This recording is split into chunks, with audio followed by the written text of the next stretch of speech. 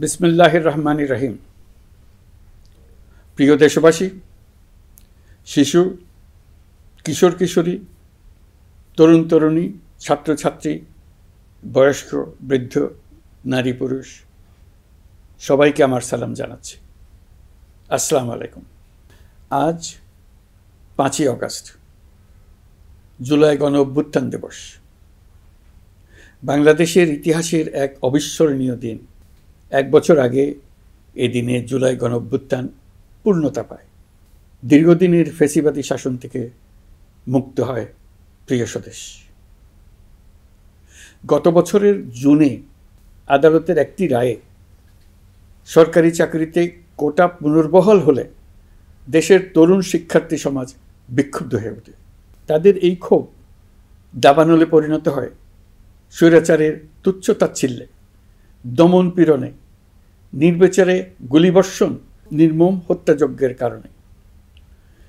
স্বৈরাচারী শাসকের নির্দেশে পরিচালিত হত্যাযজ্ঞের সামনে নির্ভীক চিত্তে দাঁড়িয়েছিল এদেশের ছাত্র, শ্রমিক, জনতা। তাদের সম্মুখভাগে ছিলেন আমাদের অদম্য নারীরা। দেশকে স্বৈরাচার মুক্ত করতে অকাতরে জীবন উৎসর্গ করেছেন তাঁরা। আজকের দিনে আমি জাতির সূর্য সন্তান জুলাই শহীদদের গভীর শ্রদ্ধার সঙ্গে স্মরণ করছি।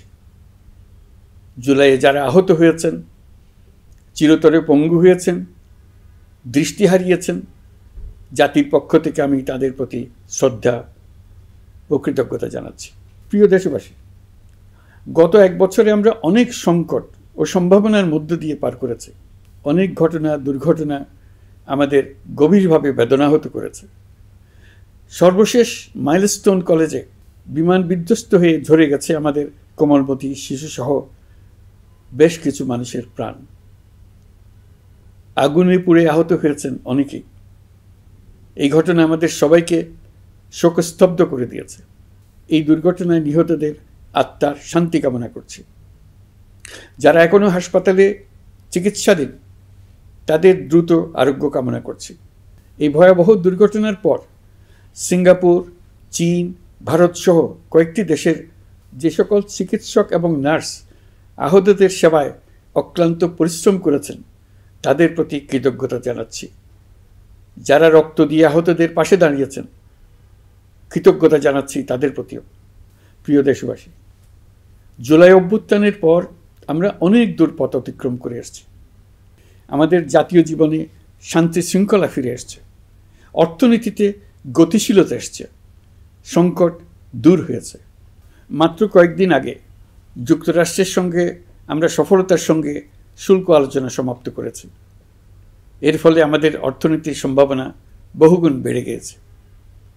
যখন 1 বছর আগে আমাদের অন্তর্বর্তীকালীন সরকার 16 বছর ব্যাপী একটানা ধ্বংসযজ্ঞ এবং লুটপাটে বিধ্বস্ত এক অর্থনীতির দায়িত্ব নিয়েছিলাম, তখন কারোরই মনে হচ্ছিল না এই বিধ্বস্ত অর্থনীতিকে আবার সহজে চালু করা যাবে।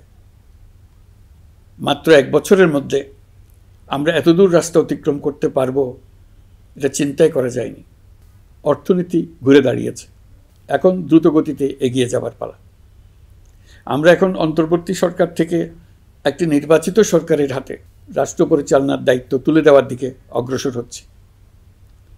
আমরা দায়িত্ব গ্রহণের 4 মাসের মাথায় জাতির উদ্দেশ্যে দেওয়া ভাষণে আমি প্রতিশ্রুতি দিয়েছিলাম 2026 সালের জুনের মধ্যে দেশের আগামী জাতীয় সংসদ নির্বাচন আয়োজন করব। তবে নির্বাচনের আগে আমাদের অত্যাবশ্যকীয় কয়েকটি কাজ সম্পন্ন করতে হবে। এর মধ্যে অন্যতম হল জুলাই ঘোষণাপত্র ও জুলাই সনদ। আজ জুলাই গণ অভ্যুত্থান দিবসে সকল রাজনৈতিক দলকে সঙ্গে নিয়ে আমরা জাতির কাছে জুলাই ঘোষণাপত্র উপস্থাপন করেছি। এই ঘোষণাপত্রে মহান মুক্তিযুদ্ধ সহ বাংলাদেশের মানুষের অতীতের বিভিন্ন ঐতিহাসিক ও গণতান্ত্রিক সংগ্রাম থেকে শুরু করে জুলাই অভ্যুত্থানের প্রেক্ষাপট বর্ণনা করা হয়েছে। আমাদের 3টি দায়িত্ব ছিল: সংস্কার, বিচার ও নির্বাচন। জুলাই অভ্যুত্থানের ছাত্র, শ্রমিক, জনতা দেয়ালে দেয়ালে যে প্রত্যাশার কথা লিখে রেখেছিল, তার অন্যতম ফোকাস ছিল রাষ্ট্র ব্যবস্থার গণতান্ত্রিক সংস্কার। সেই লক্ষ্যে আমরা বেশ কয়েকটি সংস্কার কমিশন গঠন করেছিলাম। তাদের মধ্যে প্রধান প্রধান সংস্কার কমিশনগুলো যে সুপারিশ পেশ করেছে সেগুলোর মধ্যে স্বল্প সময়ের মধ্যে আশু বাস্তবায়নযোগ্য বহু সংস্কার আমরা ইতিমধ্যে সম্পন্ন করেছি। এই সংস্কারগুলোর মাধ্যমে অর্থনৈতিক খাত, বিচার ব্যবস্থা ও জনপ্রশাসনে গতিশীলতা আসবে, স্বচ্ছতা ও জবাবদিহিতা বহুলাংশে বৃদ্ধি পাবে, দুর্নীতি, অনিয়ম ও হয়রানি হ্রাস পাবে। দীর্ঘমেয়াদী সংস্কার কাজ বাস্তবায়নের লক্ষ্যে আমরা জাতীয় ঐকমত্য কমিশন গঠন করেছিলাম। এই কমিশনে 30টিরও অধিক রাজনৈতিক দল ও জোট স্বতঃস্ফূর্তভাবে অংশগ্রহণ করেছে, তাদের মতামত দিয়েছে। প্রাথমিক পর্যায়ে ঐকমত্য কমিশন 166টি সুপারিশ নিয়ে 30টির বেশি রাজনৈতিক দলের সঙ্গে প্রায় 2 মাস ধরে দলগত ও জোটগতভাবে আলোচনা করেছিল। এই প্রক্রিয়ায় যেসব বিষয়ে রাজনৈতিক দলগুলোর মধ্যে ঐকমত্য প্রতিষ্ঠিত হয়েছিল সেগুলো বাদ দিয়ে কমিশনের পক্ষ থেকে 19টি মৌলিক সংস্কারের বিষয় চিহ্নিত করা হয়। দ্বিতীয় পর্যায়ে 23 দিন ধরে আলোচনা শেষে 19টি বিষয়ের বেশিরভাগ ক্ষেত্রেই ঐকমত্য প্রতিষ্ঠা করা সম্ভব হয়েছে, যদিও কয়েকটি ক্ষেত্রে কিছু কিছু রাজনৈতিক দলের নোট অফ ডিসেন্ট রয়েছে। সংস্কারের ক্ষেত্রে আমরা আমাদের লক্ষ্যে পৌঁছাতে পেরেছি। ঐকমত্য কমিশনের পরিচালনায় দেশের সকল রাজনৈতিক দল মিলে দীর্ঘদিন ধরে প্রতিনিয়ত আলাপ আলোচনার ভিত্তিতে জুলাই সনদ চূড়ান্ত হওয়ার পর্যায়ে এসছে। জুলাই সনদ একটি ঐতিহাসিক অর্জন। এটা শুধু আমাদের রাজনৈতিক ইতিহাসে নয়, বৃহত্তর পরিমণ্ডলের রাজনৈতিক ইতিহাসেও স্মরণীয় হয়ে থাকবে। দলিল তো স্মরণীয় হয়ে থাকবেই, এটা রচনার প্রক্রিয়াও স্মরণীয় হয়ে থাকবে। এই দলিল প্রণয়নের জন্য আমি সকল রাজনৈতিক দলের নেতৃবৃন্দকে এবং ঐকমত্য কমিশনের সদস্যবৃন্দকে, বিশেষ করে এই উদ্যোগের নেতৃত্বদানকারী প্রফেসর আলী রিয়াজকে জাতির পক্ষ থেকে অশেষ কৃতজ্ঞতা ও ধন্যবাদ জানাচ্ছি। রাজনৈতিক দলের প্রতিনিধিরা অত্যন্ত সৌহার্দ্যপূর্ণ পরিবেশে আলোচনায় অংশ নিয়েছেন। মতপার্থক্য থাকা সত্ত্বেও সকল রাজনৈতিক দলের মধ্যে ঐকমত্য তৈরির চেষ্টা ছিল। আমরা আশা করছি এই ঐকমত্যের ভিত্তিতে অচিরেই রাজনৈতিক দলগুলি জুলাই সনদে স্বাক্ষর করবে এবং এর বাস্তবায়নেও ঐকমত্যে পৌঁছাবে। জুলাই সনদ বাংলাদেশে সুষ্ঠুভাবে ক্ষমতা হস্তান্তর, জবাবদিহিমূলক রাষ্ট্রীয় প্রতিষ্ঠানগুলোর স্বাধীনতা ও সক্ষমতা, নাগরিক অধিকারের সত্যিকারের বাস্তবায়ন, রাষ্ট্রীয় সম্পদ ও সামর্থ্যের ব্যবস্থাপনা নিশ্চিত করবে। আমাদেরকে নিশ্চিত করতে হবে ভবিষ্যতের কোনো সরকারই যেন আর ফ্যাসিস্ট হয়ে উঠতে না পারে। রাষ্ট্রকে এমনভাবে মেরামত করতে হবে যাতে কখনো কোথাও ফ্যাসিবাদের লক্ষণ পাওয়া গেলেই সেটিকে যেন তাৎক্ষণিকভাবে সেখানেই নির্মূল করা যায়, আর যেন 16 বছরের জন্য অপেক্ষা করতে না হয়, বহু মানুষকে প্রাণ দিতে না হয়, আমাদের যেন আরেকটি গণ অভ্যুত্থানের প্রয়োজন না হয়। জুলাই আগস্টের মানবতা বিরোধী অপরাধ মামলায় বিচার কাজ দৃঢ়ভাবে এগিয়ে চলেছে। বিচারের আনুষ্ঠানিক শুনানি পর্বও শুরু হয়েছে। ইতিহাসের নির্মম হত্যাযজ্ঞে যারা জড়িত তাদের বিচার এদেশের মাটিতে হবেই। বিচার প্রক্রিয়া ও এর ফলাফল ক্রমান্বয়ে মানুষের কাছে প্রকাশিত হতে থাকবে। বিচারের পুরো প্রক্রিয়া দেশবাসীর কাছে স্বচ্ছ ও দৃশ্যমান রাখা হচ্ছে। এবার আমাদের সর্বশেষ দায়িত্ব পালনের পালা, নির্বাচন অনুষ্ঠান। আজ এই মহান দিবসে আপনাদের সামনে এই বক্তব্য রাখার পর থেকেই আমরা আমাদের সর্বশেষ এবং সবচেয়ে গুরুত্বপূর্ণ অধ্যায়ে প্রবেশ করব। আমরা এবার একটা নির্বাচিত সরকারের কাছে দায়িত্ব হস্তান্তরের প্রক্রিয়া শুরু করব। অন্তর্বর্তী সরকারের পক্ষ থেকে আমি প্রধান নির্বাচন কমিশনারের কাছে চিঠি পাঠাব যেন নির্বাচন কমিশন আগামী রমজানের আগে 2026 সালের ফেব্রুয়ারি মাসে জাতীয় নির্বাচন অনুষ্ঠানের আয়োজন করেন। আপনারা সকলেই দোয়া করবেন যেন সুন্দরভাবে নির্বাচন অনুষ্ঠান করে এদেশের সকল নাগরিক একটি নতুন বাংলাদেশ গড়ার কাজে সফলভাবে এগিয়ে যেতে পারে। আমরা সরকারের পক্ষ থেকে এই নির্বাচন যাতে সুষ্ঠু, শান্তিপূর্ণ এবং উৎসবমুখরভাবে সম্পন্ন করা যায় সেই জন্য সকল প্রকার সাহায্য সহযোগিতা প্রদান করব। এবারের নির্বাচন যেন আনন্দ উৎসবের দিক থেকে, শান্তি শৃঙ্খলার দিক থেকে, ভোটার উপস্থিতির দিক থেকে সৌহার্দ্য ও আন্তরিকতার দিক থেকে দেশের ইতিহাসে স্মরণীয় হয়ে থাকে। সেই জন্য সকল আয়োজন সম্পন্ন করতে আগামীকাল থেকে আমরা সকলেই মানসিক প্রস্তুতি ও প্রাতিষ্ঠানিক আয়োজন শুরু করব। নির্বাচনে ভোটারদের সম্পর্কে দুই একটা কথা বলতে চাই। এবার আমরা প্রবাসী ভোটারদের ভোট দেওয়ার আয়োজন নিশ্চিত করতে চাই।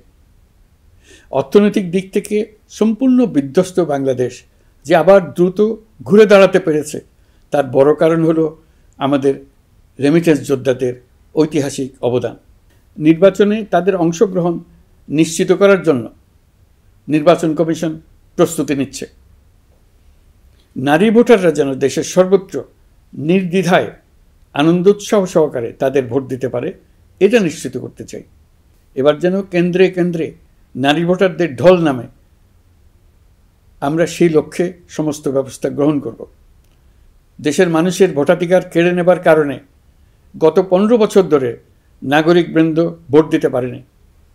এবারের নির্বাচনে আমরা আমাদের বকেয়া আনন্দসহ মহা আনন্দে ভোট দিতে চাই। এবারের নির্বাচনে জীবনে প্রথমবার ভোট দিতে যাবে এরকম ভোটাররা নানা উৎসবের মধ্য দিয়ে ভোট কেন্দ্রে যাবে, তাদের এই দিনটি স্মরণীয় করে রাখার জন্য। এর মধ্যে নতুন নারী ভোটার থাকবে, নতুন পুরুষ ভোটার থাকবে। এর মধ্যে এমন ভোটার থাকবে যারা 15 বছর আগে থেকেই ভোট দিতে পারত, কিন্তু জীবনে একবারও ভোট দিতে পারেনি। এর মধ্যে আসবে যারা 10 বছর আগে, 5 বছর আগে ভোট দিতে পারত কিন্তু পারেনি। আর আসবে ভাগ্যবান ও ভাগ্যবতীর দল, যারা এই প্রথমবার ভোটার হওয়ার যোগ্যতা লাভ করলো এবং সঙ্গে সঙ্গে ভোট দেওয়ার সুযোগও পেয়ে গেল। নির্বাচনের দিনকে আমরা ঈদের উৎসবের মতো করতে চাই। এবারের ভোটের আনন্দ থাকবে সবার মধ্যে। আপনারা সবাই বাচ্চা কাচ্চাদের নিয়ে ভোট কেন্দ্রে যাবেন। নাগরিক অধিকার প্রয়োগের মহা আনন্দ পরবর্তী বংশধরদের কাছে তুলে ধরার জন্য এখন থেকে প্রতিদিন আলাপ আলোচনা করুন। আপনার এলাকায় ভোটদান ব্যবস্থা কেমন হলে সুন্দর হয়, কেমন হলে আনন্দমুখর হয়, সেটা আগে থেকে ঠিক করার জন্য। নতুন বাংলাদেশ গড়ার কাজের ভিত্তি রচনা হবে এবারের নির্বাচনে। তার জন্য প্রস্তুতি নিন। প্রিয় দেশবাসী, দেশের ইতিহাসে এখন পর্যন্ত যতগুলো বড় সংঘাত, সহিংসতার ঘটনা ঘটেছে, তার সবগুলোর নেপথ্য কারণ ছিল ত্রুটিপূর্ণ নির্বাচন। ত্রুটিপূর্ণ নির্বাচনের মধ্য দিয়ে কোনো দল যদি গায়ের জোরে নির্বাচিত হয়ে ক্ষমতায় আসে, তার চূড়ান্ত পরিণতি কী, তার জুলাই অভ্যুত্থান আমাদের দেখিয়ে দিয়েছে। আমরা ইতিহাসের কলঙ্কিত কোনো অধ্যায়ের পুনরাবৃত্তি আর করতে চাই না। আপনারা প্রত্যেকেই অবগত আছেন, একটা গোষ্ঠী নির্বাচনকে বাধাগ্রস্ত করার জন্য উন্মুখ হয়ে আছে। তারা দেশের গণতান্ত্রিক অগ্রযাত্রাকে ব্যাহত করতে দেশের বাইরে বসে ভেতরে থেকে নানা অপচেষ্টায় লিপ্ত রয়েছে। আমাদেরকে অবশ্যই খেয়াল রাখতে হবে তারা যেন নির্বাচনকে সংঘাতময় করে তোলার কোনো রকমের সুযোগ না পায়। মাথায় রাখবেন, পরাজিত শক্তি নির্বাচনের আগ পর্যন্ত বারবার মাথাচাড়া দিয়ে ওঠার চেষ্টা করবে, কিন্তু একটি অবাধ, সুষ্ঠু, নিরপেক্ষ নির্বাচন সফলভাবে আয়োজন করা গেলে অপশক্তির পরাজয় চূড়ান্ত হবে। নির্বাচন সংক্রান্ত বিষয়ে প্রতিনিয়ত পরামর্শ নেওয়ার জন্য আমরা প্রযুক্তির সাহায্য নেব। এই জন্য একটি অ্যাপ তৈরির উদ্যোগ নিচ্ছি। দ্রুত এই অ্যাপটি চালু হবে। আপনারা আপনাদের সকল পরামর্শ, সকল মতামত, সকল আশঙ্কা এবং উদ্যোগের কথা এই অ্যাপের মাধ্যমে আমাদেরকে জানাবেন। আমরা তা যথাযথ কর্তৃপক্ষকে জানিয়ে দেব, সমস্যা সমাধানের জন্য ব্যবস্থা নেব। রাজনৈতিক দলগুলোর প্রতি আমার আহ্বান থাকবে, আপনাদের নির্বাচনী ইশতেহারে, আপনাদের প্রতিশ্রুতি, প্রতিজ্ঞা, পরিকল্পনায় কোনো কিছুতেই যেন তরুণরা বাদ না পড়ে, নারীরা বাদ না পড়ে। মনে রাখবেন, যে তরুণ তরুণীরা বাংলাদেশকে বদলে দিয়েছে, তারা বিশ্বকেও বদলে দেওয়ার ক্ষমতা রাখে। আপনার দল থেকে তাদেরকে সেই সুযোগ দেওয়ার উদ্যোগ নেন। আগামী নির্বাচনে সবাই নিরাপদে যার যার পছন্দের প্রার্থীকে ভোট দেবে, এটা নিয়ে কারো কোনো আপত্তির সুযোগ রাখা যাবে না। আমরা সবাই সবার পছন্দের প্রতি সম্মান দেখাব, এটাই হোক আমাদের প্রতিজ্ঞা। প্রিয় দেশবাসী, আপনারা জানেন, সরকার দায়িত্ব গ্রহণের পরপরই দেশের দক্ষিণ ও উত্তরাঞ্চলে যে ভয়াবহ বন্যা পরিস্থিতি তৈরি হয়েছিল, তা ফসল উৎপাদনে ব্যাপক ক্ষতি সাধন করেছে। এর ফলে নিত্য প্রয়োজনীয় পণ্যের মূল্যবৃদ্ধির আশঙ্কা হয়েছিল। তবে সংশ্লিষ্ট প্রতিষ্ঠান ও কর্তৃপক্ষের যথাযথ পদক্ষেপ, নজরদারি ও মধ্যস্বত্বভোগীদের দৌরাত্ম্য কমানোর ফলে এটি এড়ানো গেছে। বিশেষ করে এবছরের পবিত্র মাহে রমজান মাস থেকে শুরু করে এখন পর্যন্ত বাজার পরিস্থিতি স্থিতিশীল রয়েছে। মূল্যস্ফীতির নিয়ন্ত্রণ ছিল আমাদের জন্য সবচেয়ে বড় চ্যালেঞ্জ। ভঙ্গুর অর্থনীতি ও বন্যার কারণে খাদ্য মূল্যস্ফীতি হয়েছিল প্রায় 14%। এখন সেটা অর্ধেকে নেমে আসছে। আমরা আশা করছি ডিসেম্বরের মধ্যে এটা 6% নেমে আসবে। এই জুন মাসে দেশের সার্বিক মূল্যস্ফীতি কমে 8.48% হয়েছে, যা বিগত 35 মাসের মধ্যে সর্বনিম্ন। এই নিয়ে 4 মাস ধরে সার্বিক মূল্যস্ফীতি ক্রমান্বয়ে কমেছে। বর্তমান অন্তর্বর্তীকালীন সরকারের প্রতি প্রবাসীদের অসীম আস্থার ফলে মুদ্রাবাজারেও স্থিতিশীলতা ফিরে আসছে। গত অর্থবছরে ব্যাংকিং চ্যানেলে রেকর্ড $3033 কোটি প্রবাসী আয় দেশে এসেছে। রপ্তানি আয়ে প্রায় 9% প্রবৃদ্ধি হয়েছে। এর ফলে টাকা শক্তিশালী হয়েছে। অনেক বছর পর ডলারের বিপরীতে টাকার মান বাড়ছে। গত 11 মাসে বৈদেশিক পাওনাদারদের পাওনা সুদ ও আসল বাবদ $4 বিলিয়ন অর্থাৎ $400 কোটি অর্থ পরিশোধ করা হয়েছে, যা এ যাবৎকালের সর্বোচ্চ। আগের বকেয়া আদায় পরিশোধের পরও বৈদেশিক মুদ্রার রিজার্ভ বাড়ছে। আগামীতে এই ধারা বজায় থাকবে বলে আমরা আশা করি। বিদেশি বিনিয়োগ বৃদ্ধিতে বিভিন্ন উদ্যোগ নেওয়ার ফলে এই বছরের প্রথম 3 মাসে বিদেশি বিনিয়োগ এসছে $10,500 কোটি। গত বছরের একই সময়ের তুলনায় এটা দ্বিগুণেরও বেশি।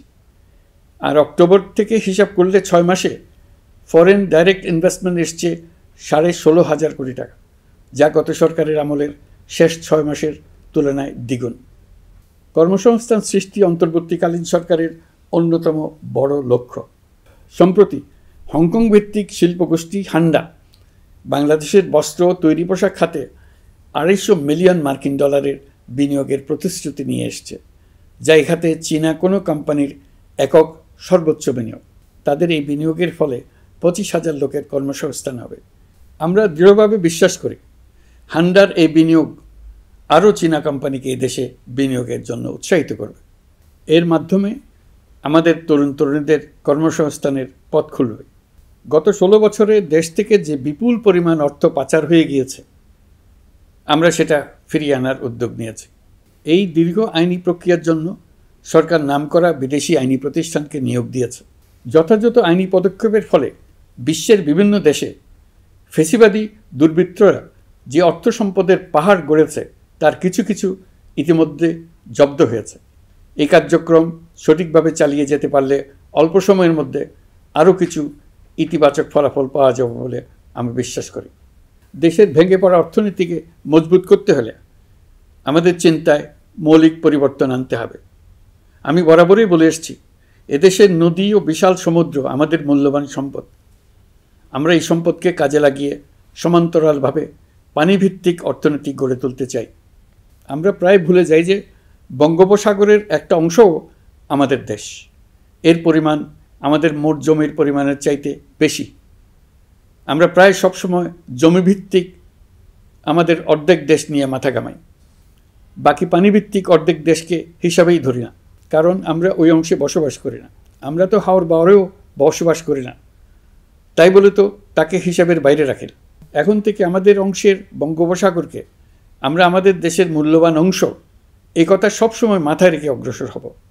এই অংশের পানির উপর দিয়ে দেশ বিদেশের সঙ্গে আমরা বাণিজ্য করব। তার মাধ্যমে আমরা পুরো পৃথিবীকে আমাদের প্রতিবেশী বানাবো। এই পানির মধ্যে আছে অফুরন্ত সম্পদ, মৎস্য সম্পদ, যা প্রতি বছর ফসল দেয়। এই পানির নিচে আছে অফুরন্ত গ্যাস।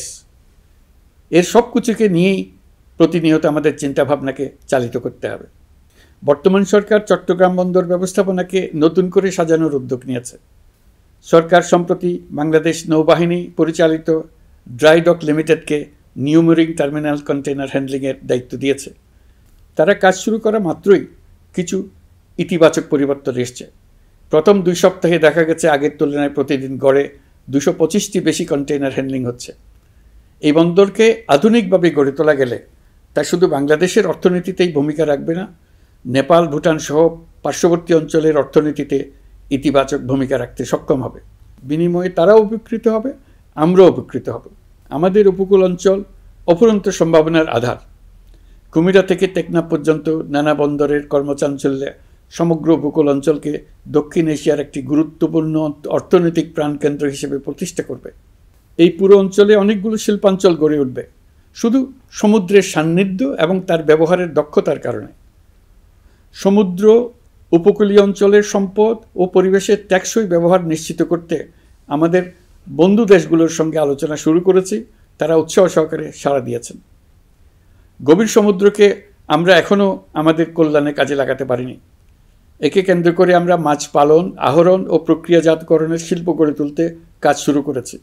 এতে করে লক্ষ লক্ষ মানুষের কর্মসংস্থান হবে, আমাদের অর্থনীতি নতুন শক্তিতে বলীয়ান হবে।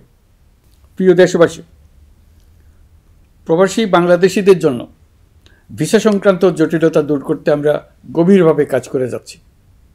বাংলাদেশি নাগরিকদের জন্য আরব আমিরাত পুনরায় ভিসা চালু করেছে। মালয়েশিয়া কর্তৃপক্ষ বাংলাদেশি কর্মীদের জন্য প্রথমবারের মতো মাল্টিপল এন্ট্রি ভিসা চালু করেছে। অন্যান্য দেশের সঙ্গেও ভিসা জটিলতা কীভাবে কমিয়ে আনা যায় এ নিয়ে আমরা কাজ করে যাচ্ছি। আগামী 5 বছরে জাপানে অন্তত 1 লক্ষ বাংলাদেশি তরুণদের পাঠানোর প্রস্তুতি শুরু করেছি। তরুণদের সেখানে পাঠানোর জন্য বিশেষ প্রশিক্ষণ, অন্যান্য ব্যবস্থাও আমরা নিতে শুরু করেছি। এর পাশাপাশি আমরা ইতালি, দক্ষিণ কোরিয়া, সার্বিয়া সহ বিভিন্ন দেশে দক্ষ কর্মীদের পাঠানোর উদ্যোগ নিয়েছি। সৌদি আরব, জর্ডান, ওমান সহ বিভিন্ন দেশে নথিপত্রের কারণে যে প্রবাসীরা ইরেগুলার হয়ে গিয়েছিলেন তাদেরকে রেগুলারাইজ করার জন্য ব্যবস্থা নিয়েছে। আমরা বিভিন্ন দেশের সঙ্গে বিদ্যমান চুক্তিগুলোকে পর্যালোচনা করে দেখছি যাতে আমাদের প্রবাসী ভাই বোনদের জন্য সেগুলো স্বস্তিদায়ক হয়। দেশে এবং দেশের বাইরে বাংলাদেশের নাগরিকরা যে যেখানে অবস্থান করছে তারা যাতে সব ধরনের নাগরিক সুবিধা পান, আমরা সেই বিষয়ে উদ্যোগ নিয়েছি।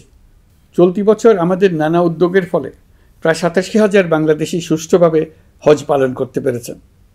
হজের ব্যয়ও অন্যান্য বছরের তুলনায় আমরা কমিয়ে আনতে পেরেছি। হাজিরা যাতে নির্বিঘ্নে হজ সম্পন্ন করতে পারে সেজন্য লাব্বায়েক নামে অ্যাপ চালু করেছে, যার মাধ্যমে ঘরে বসেই হাজিদের আত্মীয় স্বজন, পরিবার পরিজন তাদের অবস্থান প্রতি মুহূর্তে জানতে পেরেছেন। এই বছর দক্ষিণ এশিয়ার অন্যান্য দেশগুলোতেও আমাদের হজ ব্যবস্থাপনা প্রশংসিত হয়েছে। আগামী বছরের হজ ব্যবস্থাপনা যেন আরও নির্বিঘ্নে সম্পন্ন করা যায় সেজন্য মন্ত্রণালয় এখন থেকেই প্রস্তুতি নিতে শুরু করেছে।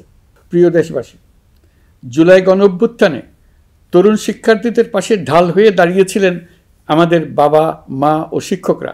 আমাদের বাবা মায়েরা তাদের সন্তানকে বহু কষ্টে বড় করে বিশ্ববিদ্যালয়ে পাঠায়। লেখাপড়া শেষ করে অনেক ছাত্র অসুস্থ হয়ে বের হয়।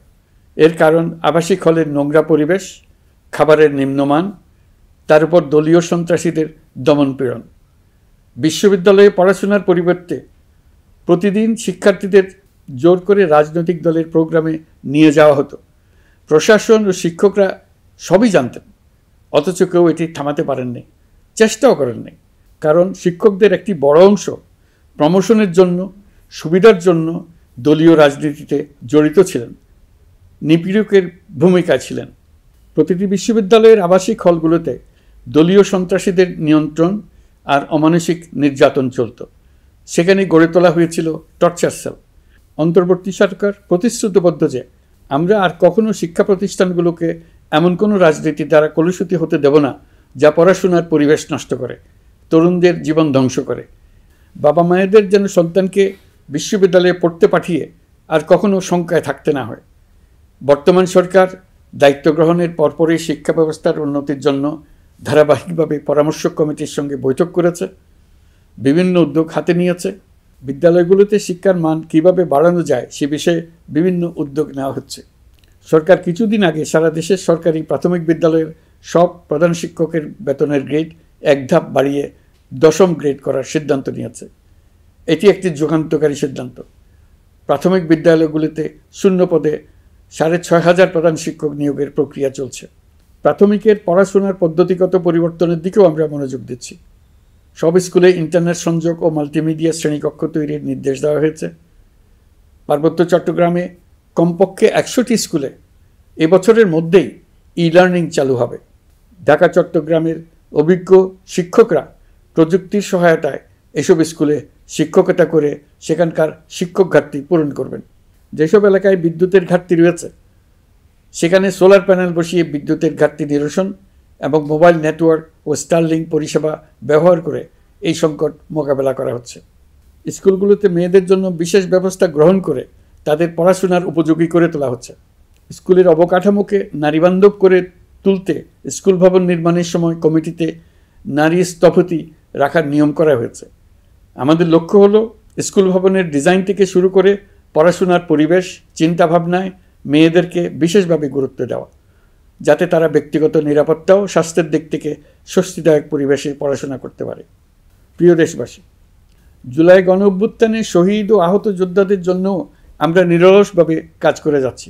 এখন পর্যন্ত 775টি শহীদ পরিবারকে প্রায় 100 কোটি টাকার সঞ্চয়পত্র ও মাসিক ভাতা বাবদ ব্যাংক চেক দেওয়া হয়েছে। অবশিষ্ট যারা আছেন তাদেরও কয়েকটি আইনগত বিষয় নিষ্পত্তি সাপেক্ষে সঞ্চয়পত্র দেওয়ার প্রক্রিয়া চলছে। এর পাশাপাশি আহত 13,800 জন জুলাই যোদ্ধাকে 3টি ক্যাটাগরিতে নগদ টাকা ও চেক বাবদ 153 কোটি 4 লাখ টাকা প্রদান করা হয়েছে। 78 জন অতি গুরুতর আহত জুলাই যোদ্ধাকে সিঙ্গাপুর, থাইল্যান্ড, তুরস্ক এবং রাশিয়ার উন্নত চিকিৎসার জন্য পাঠানো হয়েছে এবং চিকিৎসা ব্যয় বাবদ এ পর্যন্ত প্রায় 100 কোটি টাকা ব্যয় হয়েছে। আহতদের পুনর্বাসনের জন্য সরকারের সবকটি মন্ত্রণালয়ের সম্মিলিত প্রচেষ্টায় বিভিন্ন ধরনের উদ্যোগ নেওয়া হচ্ছে। ফেসিবাদী সরকারের আমলে দেশের শহরে বন্দরে হাজারো প্রতিষ্ঠান, সড়ক, সেতু, সেনানিবাস, যুদ্ধজাহাজ, স্কুল, কলেজ, বিশ্ববিদ্যালয়ের নাম পরিবর্তন করে স্বৈরাচার তার নিজের এবং নিজের পরিবারের সদস্যদের নামে চালু করেছিল। আমরা সব নাম পরিবর্তন করে আগের নাম বা মানানসই নাম করে দিয়েছি।